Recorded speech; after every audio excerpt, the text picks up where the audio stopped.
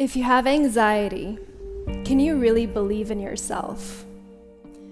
Can you trust that you'll follow through tomorrow on what you're setting out to do today? Can you trust that you won't be beaten out by all the other people who are applying for the same job you are? And can you trust that the person you are talking to is smiling at you because they're enjoying the conversation and not mocking you? If you have anxiety, you don't even consider that the person who asked you out might actually like something about your personality. You think that they just want to get something from you. They have no further interest. And if you see that they might actually just like you, then you think, what's wrong with them? You don't want to have anything to do with that person because they're a loser. And they're a loser because they like you. If you have anxiety, it's very difficult to believe any of the positives. Not because you're a pessimist, but because it's much more realistic to focus on the negatives. Plus, if it doesn't work out, then you're saving yourself from the huge emotional crash, which would have been inevitable had you started out being hopeful and thinking everything was going to be all right. As you can see, it's very difficult when you have this condition. What makes it even more difficult is that it leaves no marks, scars, or bruises on your body to show to other people that it is serious. But it is serious. According to our research at the University of Cambridge, anxiety disorders are some of the most common mental health problems today, and women and young people under the age of 39 are most affected.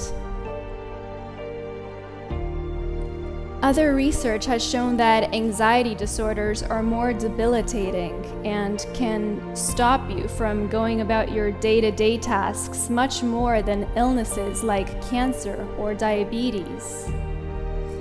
Anxiety can increase your risk for depression, suicide, and drastically limits how far ahead you get in life. It makes it hard to sleep. It makes it hard to think. It makes it hard to connect to others, even though you desperately might want to. You just don't know how to go about doing it. But first of all, what is anxiety? There is a difference between normal anxiety, which all of us experience, and an anxiety disorder. Normal anxiety is the stress that we feel before a deadline. It's this rush, this feeling which motivates you and mobilizes you for action. It also serves to protect us. Imagine you're walking home late at night and suddenly you start to hear footsteps behind you getting closer and closer. A rush is coming over you. Your heart starts beating faster. Your breathing is getting faster and you feel anxious. This anxiety that you're feeling is good because it saves you. It protects you. And it makes you want to take cover when there's a dangerous situation. If someone is following you late at night and you're feeling worried, anxiety makes you want to walk faster and find the nearest store so that you can get inside for safety. However, if you take anxiety to the extreme and it starts arising in situations which don't pose a real threat, then that's when you might have an anxiety disorder. There are different types of anxiety disorders. There's social anxiety disorder, in which you feel like others are watching and judging you as you are talking to them. Even if you're talking to just one other person, you feel like you're putting on a show. You're on stage and it's your cue to start the performance. As you're talking, you feel like you're being stared at. Your gestures and moves are being noticed. And because of this, your shoulders and stomach are getting tense. Your face and armpits are getting sweaty, and your mouth is becoming very dry. The longer the conversation drags on, the more you feel like your weirdness is becoming more evident and you can't escape. You're trapped. Social anxiety disorder stops you from making friends, and it stops you from going out and trying to connect with people, even though you might really want to. And you're always thinking, if only I could be like that person, or if only I could be normal, my life would be perfect. Another example of an anxiety disorder is generalized anxiety disorder, in which you worry constantly about everything that is happening in your life. The worries are uncontrollable, and they can keep you up for hours at night as your mind is replaying worst-case scenarios. When you have anxiety, you're in this stressed state, and you might feel irritable, tense, and have chest pains. It's no surprise that anxiety disorders have been linked to heart disease because they can damage the circulatory system. They can also damage the brain. That's why if someone says anxiety is not a big deal, the scientific evidence shows that actually it is. It can physically harm you, which is why it's important to take control and stop anxiety before it ruins your health and happiness. And since we're talking about happiness, the single most important thing when it comes to being happy is having relationships with other people. Anxiety can ruin this too. It can stop you from connecting with the people you want to at work and in your personal life. Today, I'll be talking about 3 ways to overcome anxiety and build the relationships you want.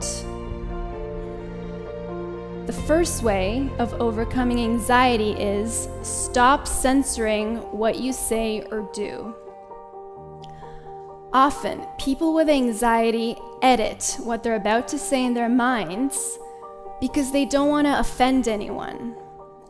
They try to gauge the ideal time to bring up something, and they worry about the impact that they have on other people.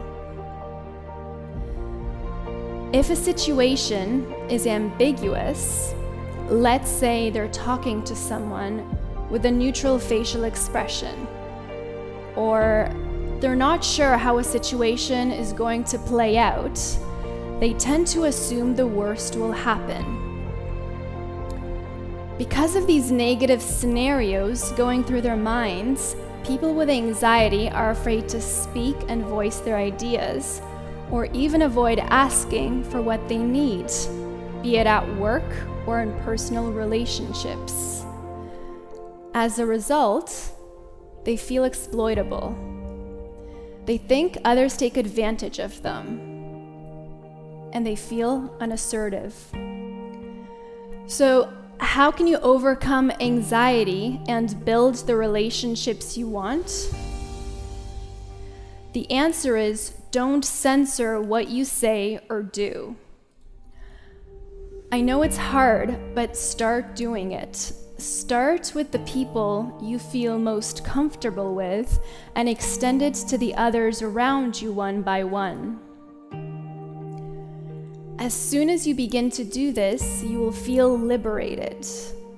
Your life force will come back, and you will start to be and see yourself as an independent thinker. Assertiveness or confidence isn't something you're born with. There isn't a confidence gene that some people have and others don't. It's a skill that can be developed with practice. And anything that anyone has become good at, you can become good at it too. And it all starts with not censoring what you say or what you do. The second way of overcoming anxiety is to practice spending time with people who treat you well. People with anxiety can be very self-critical and harsh with themselves, and sometimes wind up with people who treat them the same, people who aren't very kind. Maybe you're in a relationship now and think you deserve better treatment, but for some reason you just can't leave this person because it's scary being alone. But how much bad treatment are you willing to endure until you decide to walk away? Let's say this person, so whoever you're with, let's say this person stayed the same and didn't show you kindness for as long as you were together. And let's say you're together for a short amount of time, or maybe for a really long time. Would you be able to live in the dark for the rest of your life? Is it worth it? If you have anxiety, it's important to practice spending time with people who treat you well. If there's someone out there who's genuinely interested in you, instead of running away from this person and wondering what anyone might see in you, try to examine your gut reactions towards such an individual. If someone is really supportive and pays a lot of attention to you, does this make you feel weird, or do you feel like you don't deserve this? The question to ask yourself is, what is wrong with good treatment? And finally, a third way to overcome anxiety is to treat yourself like someone you love. This gives you the answer to all those questions. What should I do if my partner is unreliable, lies, or makes me feel undesirable? If you treat yourself like someone you love, the answer will come immediately and you will know what to do. The ancient Buddhist monks used to say, if you think about something long enough, the answer will come to you. It will pop up from inside you. If you do this, you won't need to rely on self-help books for advice or reassurance from other people, because you will know the way.